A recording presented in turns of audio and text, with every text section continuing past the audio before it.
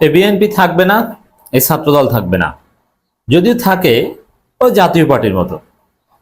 দর্শকের খবর জনগণকে জানিয়ে দিন, শেয়ার করে বিএনপির যারা এখনো সমর্থক আছে তাদেরকে জানিয়ে দিন, জামাত শিবির যারা আছে তারা তো বিশ্বাস করবেন, এবং সাধারণ জনগণকেও জানিয়ে দিন এইসব বিএনপি টিএনপি করে লাভ নাই, এদের ভবিষ্যৎ শেষ। আমি তিনজন প্রথম সারির বিশ্লেষকের বিশ্লেষণ করব সংক্ষেপে আপনাদের জন্য, যার দ্বারা আপনারা সহজে বুঝতে পারবেন যে এই বিএনপির কোনো ভবিষ্যৎ নেই।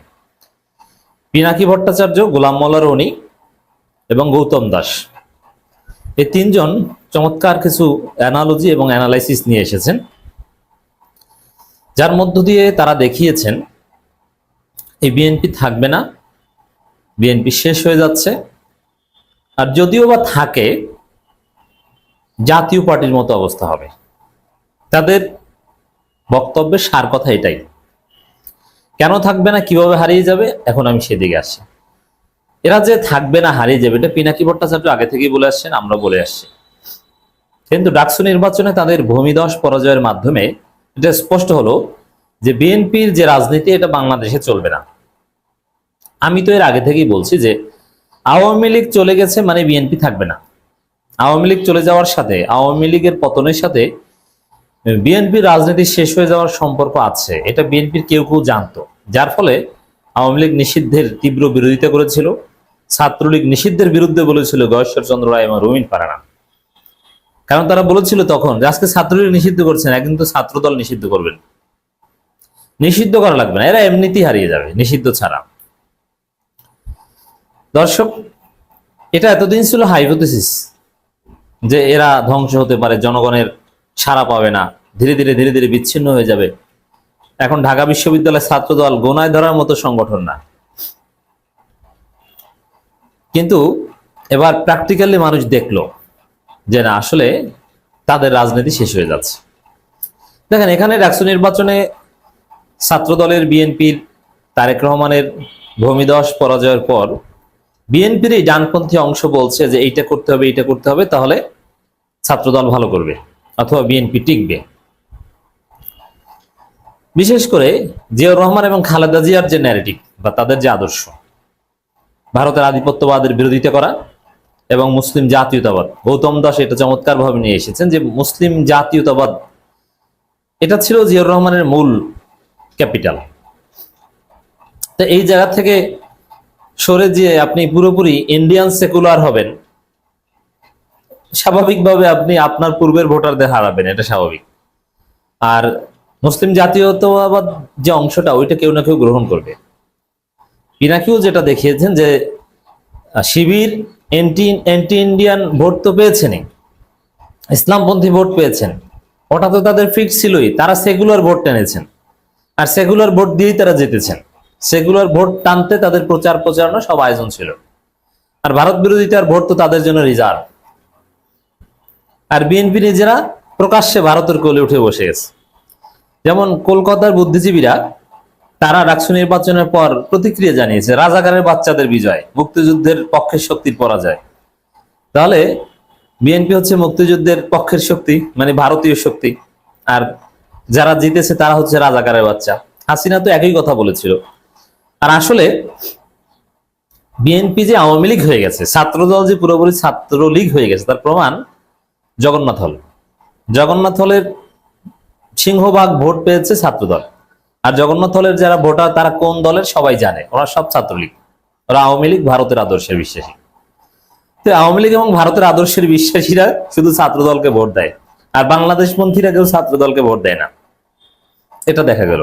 তো এই যে ক্রাইসিস, এই ক্রাইসিস সমাধান করা সম্ভব না। এখন এটা কিন্তু বিএনপির লোকজন বুঝে গেছে যে আমাদের সমস্যাটা কোন জায়গায়।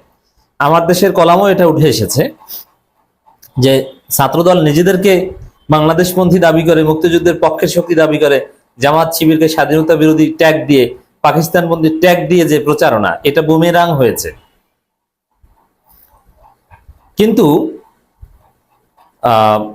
এটা বিএনপি উপলব্ধি করলো। পিনাকি ভট্টাচার্য বলেছেন যে আমরা পরামর্শ দিতে পারি, ফ্রিতে পরামর্শ দিতে পারি যে এইটা করলে করা উচিত, বা এইটি হচ্ছে বিএনপির রাস্তা, পরামর্শ অনেকটা দিয়েছেন বা আরো দিবেন, কিন্তু পিনাকি যেটা বলেছেন যে এই পরামর্শ গ্রহণ করা বিএনপির পক্ষে সম্ভব না।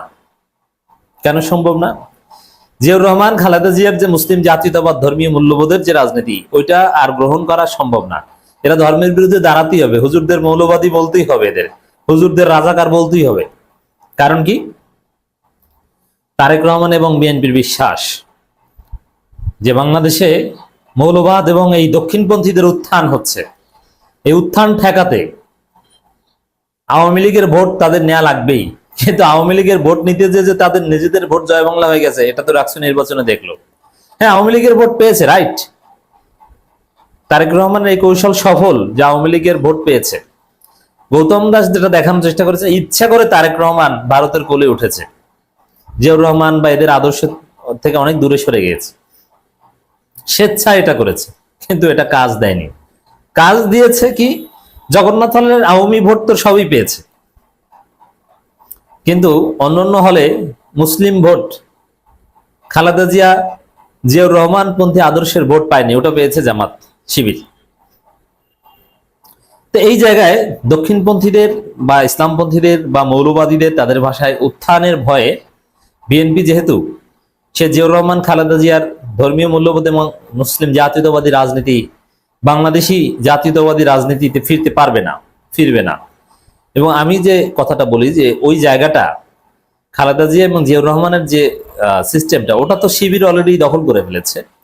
তো এই জায়গায় বিএনপিকে ফেরা সম্ভব না। বিএনপিকে ওই আওয়ামী লীগ হয়েই থাকতে হবে, ভারতের দালাল হয়েই থাকতে হবে। আর আওয়ামী লীগ এবং ভারতের দালালদের রাজনীতি এই জেনজি কখনো গ্রহণ করবে না। পিনাকি যেটা বলেছেন, এই প্রজন্ম যতদিন থাকবে ততদিন পর্যন্ত ওই ইন্ডিয়ান রাজনীতি বাংলাদেশের মানুষ গ্রহণ করবে, এর মানে বিএনপি রাজনীতি থাকবে না। দেখেন, গোলাম মাওলা রনির কথা যদি বলি, গোলাম মাওলা রনি ব্যক্তি হিসেবে যেরকমই হোক না কেন, সেটা নিয়ে আমাদের অনেক বিতর্ক রয়েছে, আমরা ব্যক্তি হিসেবে তাকে মোটেও সমর্থন করি না। কিন্তু তিনি একজন শীর্ষস্থানীয় রাজনীতি বিশ্লেষক এবং অত্যন্ত মেধাবী একজন ব্যক্তি। গোলাম মাওলা রনির যে ইতিহাসের জ্ঞান এবং রাজনীতির বেসিক সব কেতাব তার পড়া, তার নখদর্পণে তিনি 4000 বছরের ইতিহাস চোখ বুজে বলে দিতে পারেন, তার কাছে সব জানা আছে সারা পৃথিবীর। তিনি সেই অ্যানশিয়েন্ট হিস্ট্রি থেকে শুরু করে মডার্ন হিস্ট্রি সব জানেন। সেই অ্যারিস্টটল, প্লেটোর দি ফিলোসোফার কিং বলেন, আর দি পলিটিক্স বলেন, আর যত মৌলিক কেতাব আছে, সঞ্জুর আর্ট অফ ওয়ার বলেন, সেই অর্থশাস্ত্র বলেন কৌটিল্যের, এগুলো সব, বা দি প্রিন্স অথবা রুশো, ভলতেয়ার, এরকম যত আধুনিক অথবা মধ্যযুগীয় দার্শনিক আছে, সবার উপরে একটা শক্তিশালী দখল আছে গোলাম মোল্লা রনির। তিনি রাজনীতিকে প্রেডিক্ট করতে পারেন, এই কারণেই তো সুবিধাবাদী। রাজনীতিবিদ হিসেবে তিনি বিতর্কিত, কিন্তু রাজনীতি বিশ্লেষক হিসেবে তিনি অত্যন্ত দূরদর্শী।